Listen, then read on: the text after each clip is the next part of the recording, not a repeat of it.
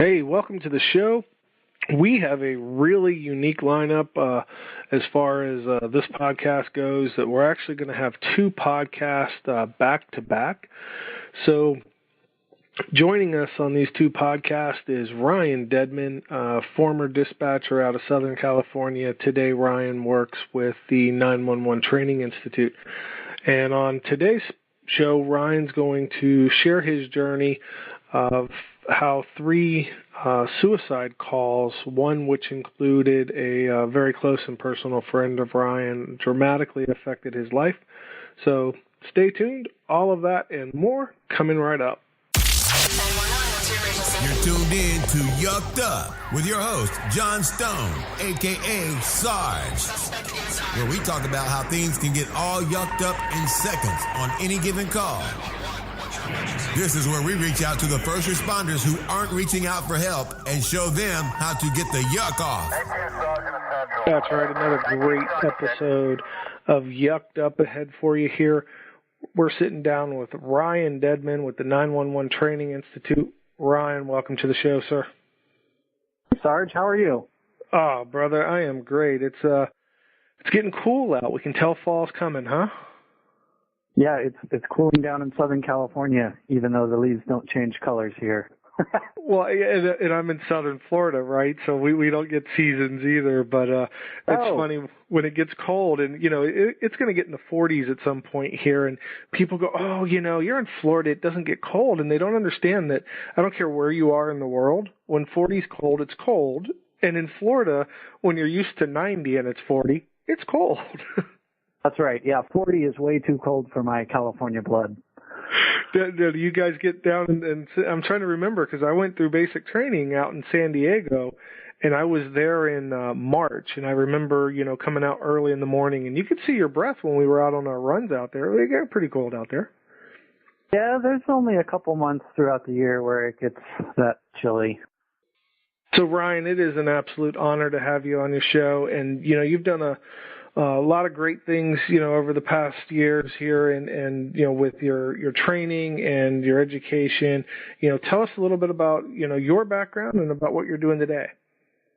Well, I'm a retired police dispatcher with about a decade of service, and currently I work for the 911 Training Institute, which is a private consulting firm founded by Jim Marshall. And we provide various types of training services to police and fire agencies to help dispatchers better optimize their overall health and well-being, but also their work performance. So I stay pretty busy. So Ryan, you mentioned your history in dispatching. You were also a police officer for a number of years as well, right? No, just for a couple of months. So I started. Okay. Yeah, I started my law enforcement career in 2002. I was a senior in college, and I needed an internship in order to graduate. And I found that internship at the Anaheim Police Department, which is here in Southern California, in the middle of Orange County, where Disneyland is. And once my internship was complete, I got hired there as a police cadet and then promoted to be a dispatcher. And in the middle of my years of service there, I left the city of Anaheim to go to another agency to be a police officer, but I only did that for about 3 or 4 months. And, I was in the middle of the field training program, and I just realized that, being a police officer and working out in the field was not for me. It's a lot different. It's a lot different on the other side of a computer from a dispatch perspective as opposed to sitting in the driver's seat behind the wheel of that black and white marked police unit and having to respond to calls for service. And yeah, so I was 3/4 of the way through field training program and realized, this job is not for me. And I bowed out, and graciously the city of Anaheim took me back as a dispatcher, which of course I thought was only going to be a temporary, in the meantime kind of gig. And you know what happens in public safety, in the blink of an eye, almost 10 years went by. Oh, isn't that the truth? And it's funny because, you know, my son, he was a Marine MP and is looking, you know, to further his law enforcement career. And you know, as everybody knows, you know, I was a firefighter. And so I've always said I'd much rather be a firefighter than a police officer. Much respect for those guys, but that job is definitely not for me. Yeah, it's not for everyone, that is for sure.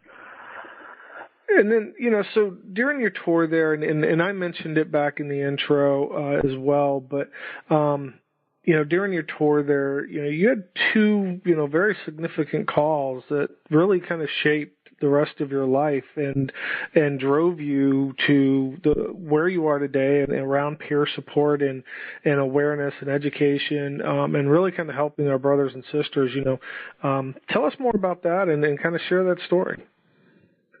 All right. Well, it was 2002, and when I started as an intern, you know, I thought I could do a cartwheel and a backflip into the lobby of my local police department, stick the landing, and just be granted an internship like that. But in California, I didn't know this, that the agency I was interested in working actually required a lengthy background check, even for me, just to be a volunteer college intern. And so I'm given this packet to fill out that's, you know, 30 pages long, where, you know, you list everything you've ever done in your life, everyone you've ever known in your life, everything you've ever committed in your life. And I don't have any family in law enforcement. You know, I didn't have a neighbor who was a cop, and I don't have an uncle who works for such and such agency. So I'm trying to fill this thing out, and my mind is blown. I'm getting a little overwhelmed with this. And that's when I was introduced to my background investigator, and her name was Kathy Johnson. And Kathy was a veteran police officer, but she was newly assigned to the personnel division to be a background investigator. So in order to kind of help her get her feet wet in regards to what that job entailed for her, rather than assigning her a full-time city employee to do a background check on first, they gave her the little college intern, right? So I'm filling out this packet, and we start communicating. And I'm asking her questions, and we're going back and forth and playing email tag and phone tag. And, you know, she took a real interest in who I was. And we spent a lot more time communicating than probably what was necessary for a background investigator to complete on a college intern. You know, it probably should have been done in like 2 weeks. But we just kept communicating. And then, you know, we started talking about my educational goals and then my career goals. And then, you know, she and I found out that we were both competitive athletes at the time. So she was a competitive triathlete and I was a competitive long distance runner. So now you can throw this background stuff all out the window. Now we're talking about, you know, training stuff and, you know, workout calendars and regiments and that kind of stuff. So we had a lot in common. Right. So my internship got done, and the city hired me to be a police cadet there. And Kathy identified a small group of police cadets that she thought would be good candidates for the department to hire as full-time police officers. So she started spending a lot of her personal time mentoring us through different types of training that she thought would benefit our career in the long term. Well, I was a cadet for about 2 years, I think, and then I got promoted to be a dispatcher. And it was funny because Kathy always told me, whatever you do, don't ever go to dispatch, because people go to dispatch to die. Because, you know, you start working that 312 schedule, you start making a little bit more money, you find out you got these benefits, and before you know it, your dreams to be a police officer or a firefighter kind of get put on the back burner because it's such a sweet gig in dispatch. Right. So, against my better judgment, I took the position as a dispatcher. And I did that for about 6 months before I left the city of Anaheim to go to another agency to be a police officer, and then was there for about 3 or 4 months before I came back to Anaheim. So overall, I think I was gone from Anaheim. I had like a 4 or 5 month leave of absence. Well, here's the thing. when I returned to work as a dispatcher at Anaheim, I noticed something strange. I came back to dispatch, and Kathy was working in dispatch. And unbeknownst to me, during my brief leave of absence, she was diagnosed with very advanced stages of breast cancer. Wow. So in about 4 or 5 months, she had lost a significant amount of weight. All of her hair had fallen out due to aggressive treatments of chemotherapy, and even the color of her skin, it didn't look the same. It had like that yellowy tinge shadow to it, and that was from all the various types of medications that she was having to take. And it was just heartbreaking to see her in that state. And anyone who's ever had a family member or loved one battle cancer knows what's that like. You see that deterioration and transformation before your eyes. It's heartbreaking. Right. And so because she could no longer fulfill her duties and responsibilities out in the field as a police officer, they put her on a modified light duty assignment and dispatch, basically as a call taker. So she would answer calls. So Kathy and I started working at consoles that were next to each other. And, we would have these silly, fun little games like who could answer the most phone calls and who could enter the most calls for service, and, send our guys all over the city chasing their tail on silliness. And it was a lot of fun because I felt like, she treated me differently. It went from like that mentoring relationship to now a peer-to-peer relationship, where she treated me as a colleague and a peer. And anyone who's had any type of mentoring relationship with someone and who's experienced that can further testify to what that feels like. And it was a lot of fun. We had a blast. But 6 months of that went by, and then in June of 2006, I got one of the worst phone calls imaginable. See, I was at home sleeping that day because I was scheduled to work graveyard that night. And I got woken up by a phone call from a supervisor. And immediately I knew something was wrong because there was no small talk. It was straight to business. Sure. And the supervisor said, "Hey, I'm just going down the list of people who are scheduled to work tonight because I wanted to give you a heads up. We received notification from a neighboring agency that Kathy was at her home and she killed herself." And I was devastated by that news. I showed up to work that night, and at that time in 2006, peer support was still very new in its developmental stages in public safety, and it certainly hadn't blossomed yet in Southern California. So in 2006, the department, it didn't have a peer support team or program. There was no trauma intervention team or program. There was no mental health professional to advocate for the wellness of employees. There was really nothing. And so my quote-unquote, my debriefing that night was sitting around a table with about 8 of my partners, and we just looked at each other in complete silence for about 30 minutes because nobody knew what to say. What do you say when you work at a public safety agency and one of your coworkers takes their life? There's no good way to wrestle with that or handle it. Exactly. And so, after about 30 minutes, the supervisor came in and said, "All right, well, grab your headset, go plug in, time to go to work." And, like good little dispatchers, that's exactly what we did. And man, let me tell you, did I ever. I went to work. I was pedal to the metal, 100 miles an hour, and I became a workaholic because, I call it occupational therapy. I started using work as like a coping mechanism. And so I would work 5-6 days a week, 12 to 16-hour shifts, voluntary overtime, mandatory overtime, emergency call out, community events, you name it, like I was doing it.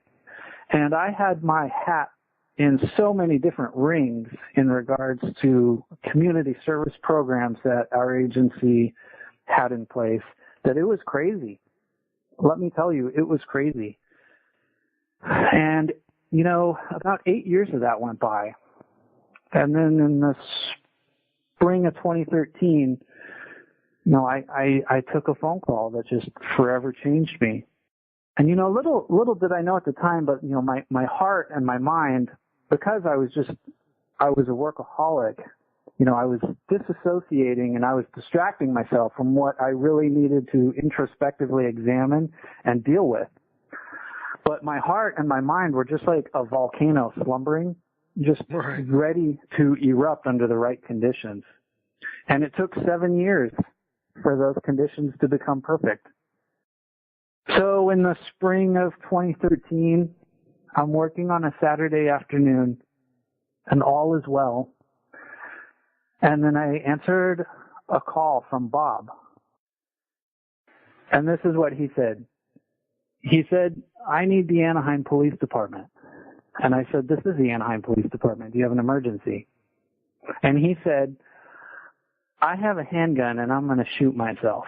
Don't bother hurrying because I will already be dead by the time your officers get here. You'll find me in the rear parking lot of this warehouse next to my car, which is a white Volkswagen Jetta.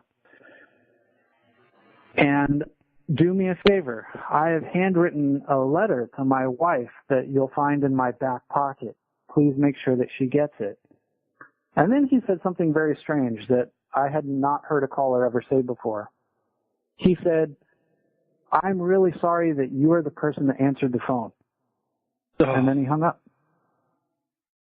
Well, calls back to his cell phone were futile because he turned it off immediately after hanging up with me.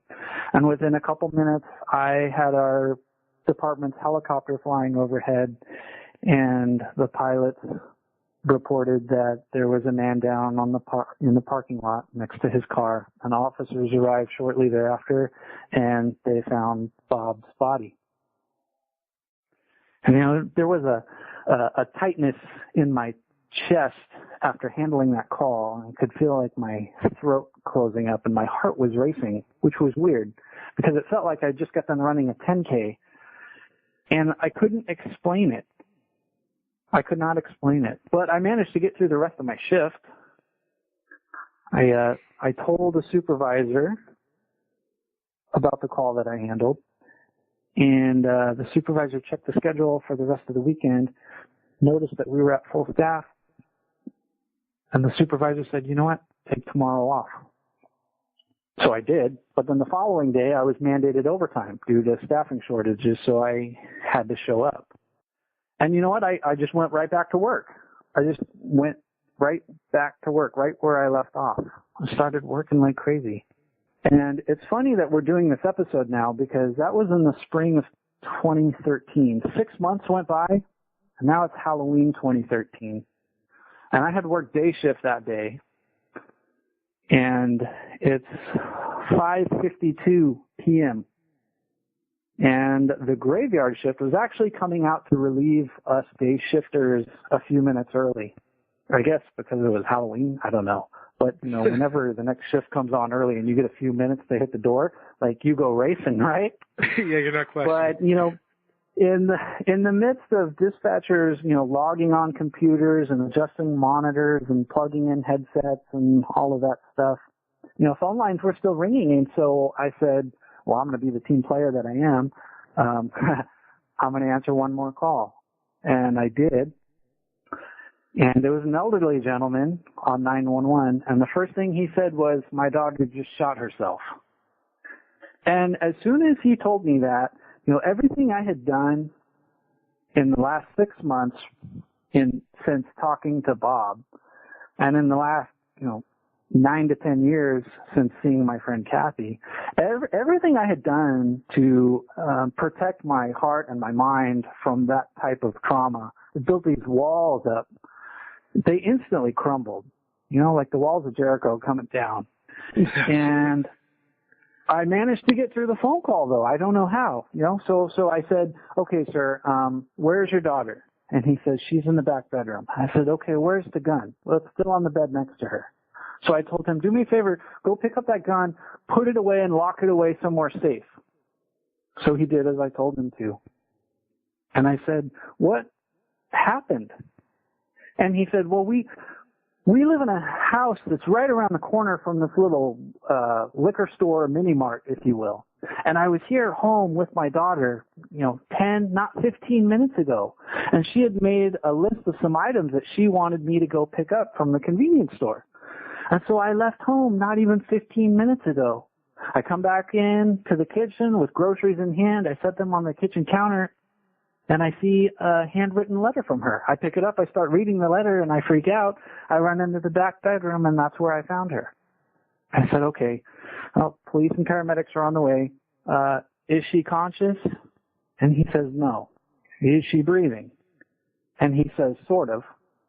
And I said, what do you mean sort of? She either is or she is not. And he says, well, it appears that she shot herself up under her chin into her head. So she's not conscious or awake, but there is this strange gurgling sound coming from where her throat and jaw used to be. And I said, okay, well, good news, sir. Police officers are now on scene outside your house. So do me a favor, set the phone down, don't hang up, walk outside with nothing in your hands, meet the police officers, and they're going to help you. Well, he did exactly as I instructed him to do. Except that he set the phone down on the bed next to his daughter. So for the next, 20 seconds maybe, I hear this indescribable bubbling, hissing sound, and it's his daughter trying to breathe. And the only way I can best describe it is if you blew up a balloon and then stuck it underwater and let it go, the sound of the air escaping that balloon into the water is what it sounded like. 20 seconds later, police officers come into the room and take over and provide aid, and that's when I hung up. And that was Halloween of 2013, 5:52 p.m. And that was the last phone call I ever answered as a dispatcher. Wow. A week. That's tough. A week went by. And I hadn't returned to work, which is weird. Because remember, I was a workaholic, so for me to be off work for a week, it's weird. I had enough vacation and leave time accrued that I could have given, every city employee a day off. We could have just shut down city operations for a day. But I hadn't gone back to work. And it's strange during that time because I could not stop replaying the conversations in my head. So I would stand in my living room and I would pace back and forth, just pace, walking back and forth. And I would replay these conversations in my head. And I would start with the one on Halloween of the elderly gentleman and his daughter. And then for whatever reason, that just leapt backwards 6 months to Bob. And then I would replay his conversation in my head. And then for whatever reason, that would just take me years and years back to my friend Kathy. And during each of these, they started to melt and kind of blend together. And I started to ask myself the question in public safety that we never ever should, the what if. Right. So I would pace back and forth and I would replay these conversations and I would say, well, what if I would have typed faster? What if I would have entered that call faster? What if I would have changed my line of questioning protocol? What if I would have, interrupted a caller and said something different or done something different? Would that have changed the outcome for either one of those suicide calls? And then that would just, I would start thinking about my friend Kathy and I would think, this was a woman who I sat next to for 3-4 days out of the week for 12 to 16 hours at a time. So you get to know your partners, your coworkers pretty well. And so I would ask myself, how did I miss? Did she say something or do something that would have given me any indication that that's what she was thinking about doing? And I would just ask myself, what if? And the obsessive compulsive thoughts just raced through my head, and I could not figure out a way to shut it off. And the best way I liken it is to, have you ever had a song stuck in your head? You know, the top hit of your favorite musical artist. You know, at first you hear it and you gladly sing along, but then an hour, 2 hours, half the day later, you're still singing Garth Brooks. And you're like, oh my gosh, yes, I've got friends in low places. Like, I can't get that song out of my head. And it becomes all consuming. And no matter what you say, no matter what you do, you just can't get Garth Brooks out of your head. Well, that's what it felt like with these recordings, with the phone calls. These voices I would hear, you know, and I'm not talking about hallucinatory voices. I'm talking about the voices of the callers that I actually talked to. I just could not stop. I couldn't stop. It started to affect my sleeping, obviously. And days would go by and I wouldn't sleep. Which is weird for me, Sarge, because you and I have met in person before, so you've seen what this package looks like, right? In order to look like me, like, I need 9 to 10 hours of sleep a night in order to feel good. Absolutely. So for me, it's hard work looking like you.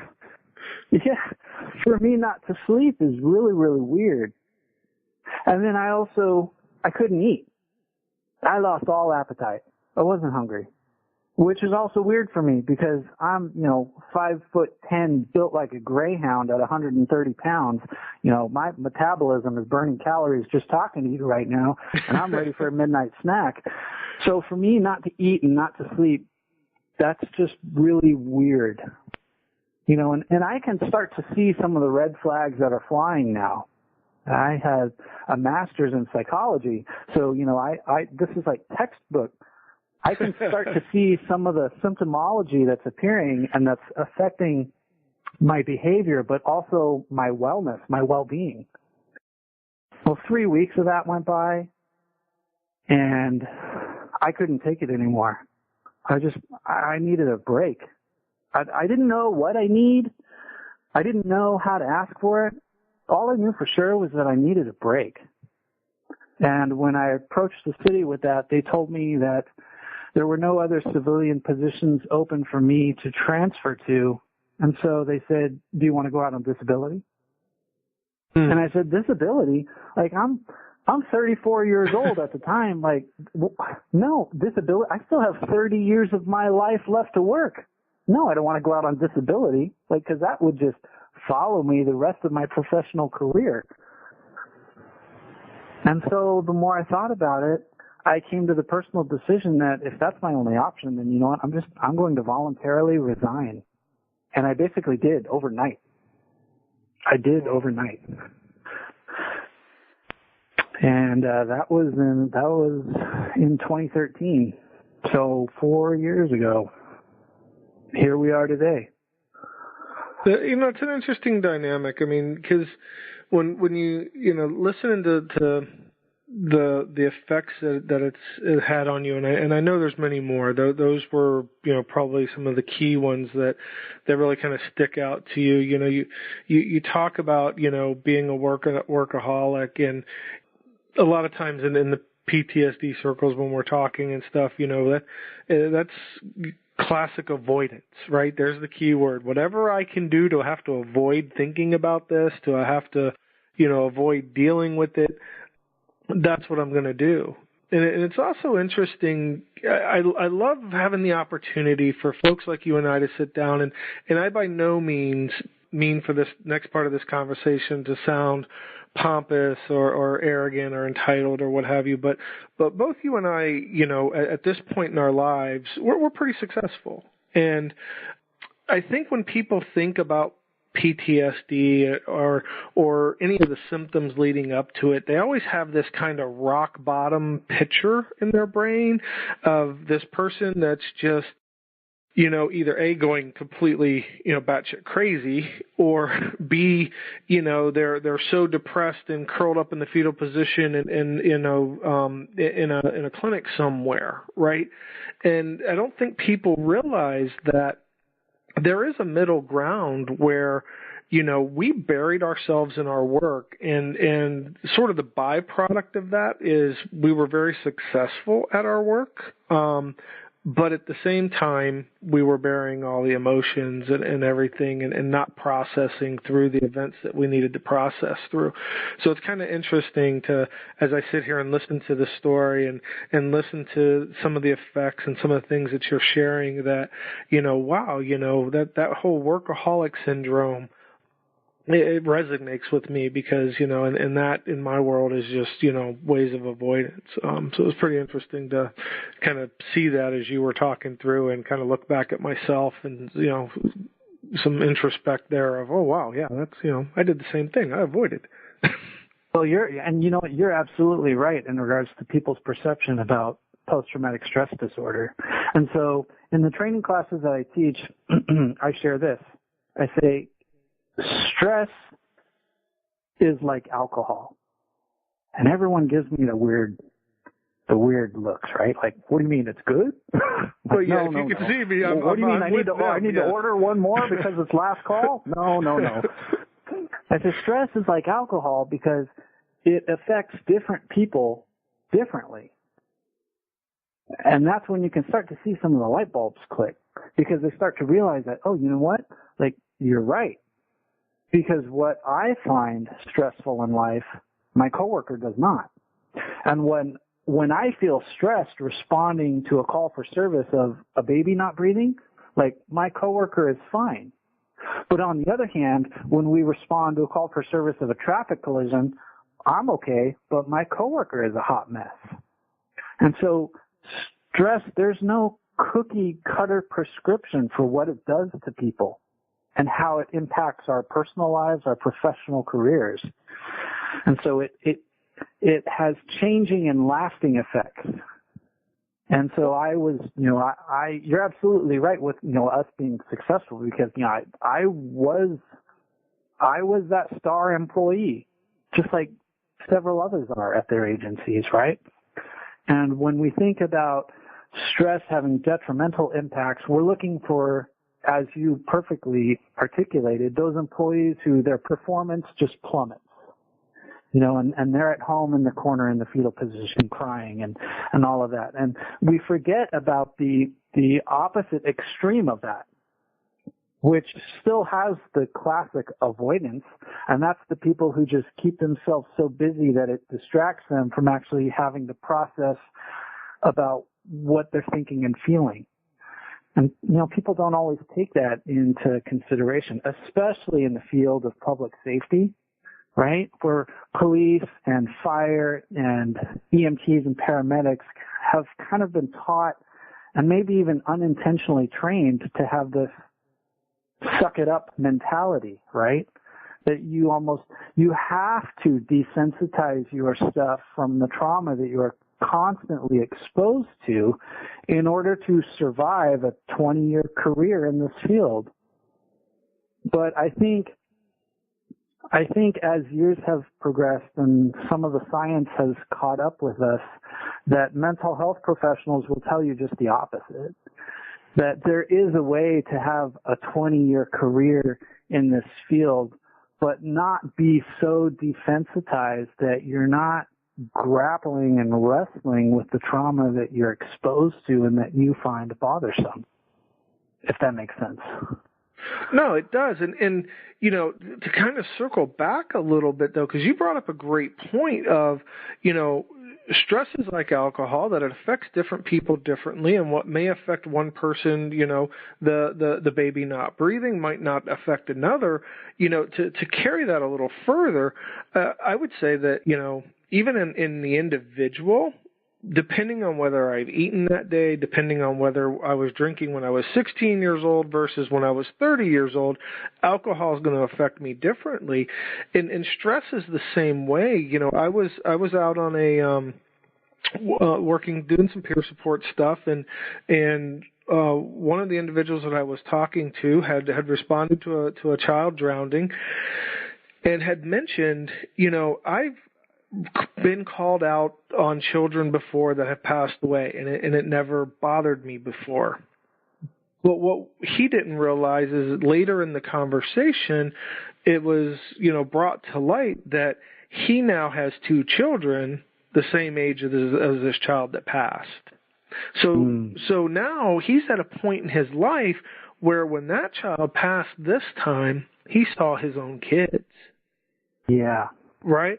So I think it's important for everybody listening to understand that just because you were able to deal with something one way in the past doesn't mean you're going to be able to cope with it and deal with it, or it's not going to have an effect on you this time. Yeah, you're absolutely right. No, that's, and that just leads into probably the next episode, because I understand we're recording too, right? We but are. In the thing we are. You're lucky enough that you got to listen to me twice. No, you're lucky enough you get to listen to me twice. All your listeners. Oh, see, they're double lucky because they get both of us twice. Back to back. There's not even going to be a week gap between this one, right? They get them back to back. They get them back to back. Well, so now that we've identified some of these things, not just in me personally, but generally in our fields of service and public safety, what are we proactively doing to address them, to help, people survive where you and I may have bowed out? Yeah, that's I hesitate, not because I'm trying to think of what to say, but because I'm trying to think of what to say politically correct, though this show's not necessarily designed, or nor do I ever want it to be politically correct. The problem is, and I know we're going to talk about this more, and that's kind of what this whole concept of yucked up is, when stuff just gets yucked up out there, what are we doing for our first responders? And I know and it's a personal view that's shared by a number of people, but I don't think we're doing enough. I'll leave it at that for now. You will leave it at that for now, and that will be the hook, line, and sinker to get people to listen in to the next episode. Love it. No, and we definitely do want to thank you for joining us today, and we do look forward to the next episode where, not only do we talk about, what's the first responder community doing to help first responders, but even talk about things that you and I personally did, even to kind of on our own journey, right? Because we had kind of some accountability in this, right? I mean, we have to be the ones reaching out for help, or we have to be the ones identifying in our coworkers that they need to reach out for help. And so there's a level of personal accountability or accountability within the brotherhood and sisterhood to reach out for each other. And so we'll talk about those things too on the next episode. But before you go, right, sir. But before you go, I always ask all my guests to give me one word for the listeners. And I know that tomorrow they get another word from you too, and so now I've spilled the beans for you so you got to be ready for another word tomorrow. But one word that our listeners can kind of take away from the show and ponder on, or, provide some insight and why that word's important to you and our listeners. All right, I'm about to shock you. Are you ready? I'm ready. I'm going to give you two words. One against the rules, right? No. Here's why it's going to work, because one word is going to apply to this episode, and then the second word will apply to the second episode that you and I record. Okay. All right. Fair enough. So you ready? I'm ready. I'm going to go, here's my words. Redwood tree. Redwood tree. And here's okay. Redwood tree, okay? And here's what you need to think about, all right?